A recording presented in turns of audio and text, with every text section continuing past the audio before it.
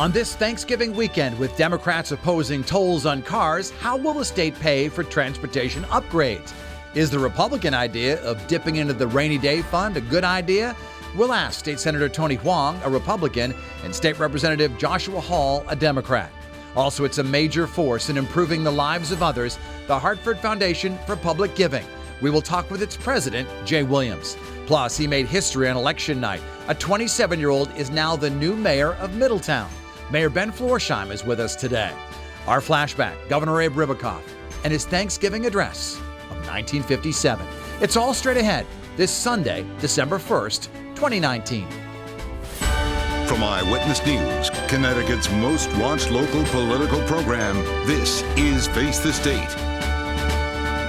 Good morning, everyone. It's 8:30 on this Sunday morning. I'm Dennis House. Thanks for joining us. It's been a week of talk about tolls. The governor, Democrats, and Republicans all have different ideas about tolls and how to pay for transportation improvements. With us now, State Senator Tony Hwang, a Republican, and State Representative Joshua Hall, a Democrat. Gentlemen, thank you for being with us here today. Pleasure. Thank you. Representative Hall, I'll begin with you because it was almost a complete turnaround because last year House Democrats supported tolls on cars. This year, they do not. Is that to say there's just no public appetite across the state and in your district for car tolls? Well, I would say that just to begin with, that I was always in favor of tolls on cars and trucks, but I think the narrative has changed. I think that people became increasingly concerned about the impact on taxpayers.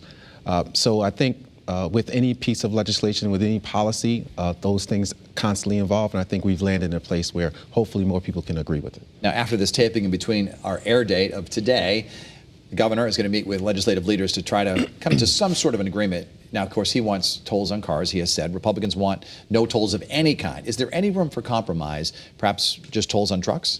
Well, absolutely, there's a point of discussion. I think the most important thing is I want to thank the governor for proposing the Transportation 2.0 that's come out. And we all agree, Democrats and Republicans, that infrastructure and transportation are a critical piece of how we can improve our state's economic picture and quality of life. The question is, how do we pay for it? And that's really the difficult decision that's coming about. How do we pay for this, and do we make the proper allocations and not hurt the public and impose another tax burden on them? Would you support tolls on trucks? I think the proposal that was raised by the House Democrats is an idea, but it did not have any details.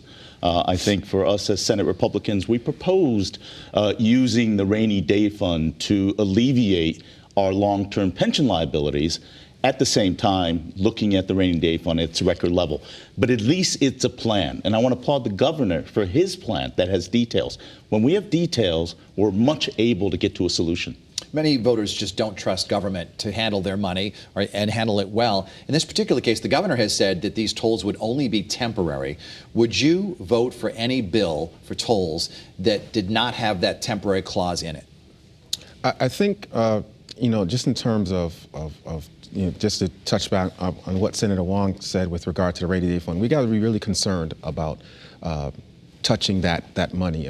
I'm sure everybody got the information from State Treasurer Sean Wooden with regard to the impact on our credit worthiness if we did anything with the rainy day fund. But just to touch on that question, Dennis, I'm not for temporary fixes. I think just to Senator Hwang's point, we have to look at it in terms of a fix that's going to be something that's going to last for a long time, that's going to be make sure that our infrastructure is set up for years and years to come. And so I wouldn't be in favor of anything that is temporary. So you would want the tolls to be somewhat permanent? Absolutely. There's no question about it. And Senator Hwang, this is a Republican argument that these tolls could easily be switched over to tolls on cars if the gantries remain up. Absolutely. You mentioned the key word. There is no trust from the taxpayers of this state in regards to how we would properly use those funds.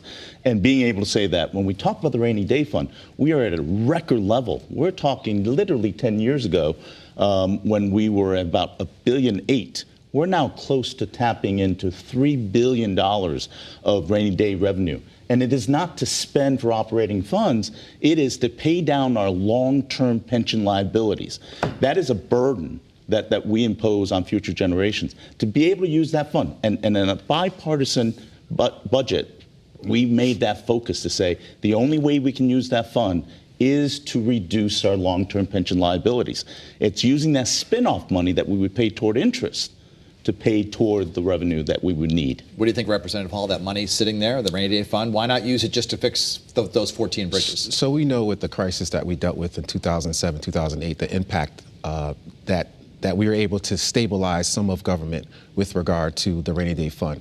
And we know at this point right now that it's not if a next recession is going to happen, it's going to be when. And so from my perspective, we want to make sure that there are funds available to stabilize government if and when that next recession happens. In terms of, are there any other alternatives other than, let's say you take tolls off the table, you take the rainy day fund off the table, how else can you pay for improvements to these highways? Well, I think it's about prioritizing budgets and how we spend our government money. And I think that's a key issue. It's a short-term solution that allows us to be able to improve infrastructure right now. But at the same time, I think we have to be much better stewards of the taxpayers' money and looking at how we allocate and prioritize budget spending. We have the highest gasoline tax, one of the highest gasoline taxes in the country. We have our budget increases that increase taxes in this past budget that was just passed through. We have to now reprioritize and take a look at where we put the taxpayers' money and respect that. So yes, long-term solution, we need to retain and create a sustainable package moving forward. And that means prioritizing how we budget and spend money. Quick final question for both of you. You're looking at your crystal ball for June. What will be passed in this state? Will we have tolls on cars and trucks, just trucks, or no tolls at all? What do you think will pass? I'm not sure right now. I'm hopeful that we can get to a point where we have tolls. The question, on both. That's both? Yeah, absolutely. Okay. There's no question about it. Senator Hwang? I think we need to make infrastructure improvements, improve our infrastructure, but without tolls, and craft a sustainable budget process moving forward. So you think you can defeat tolls?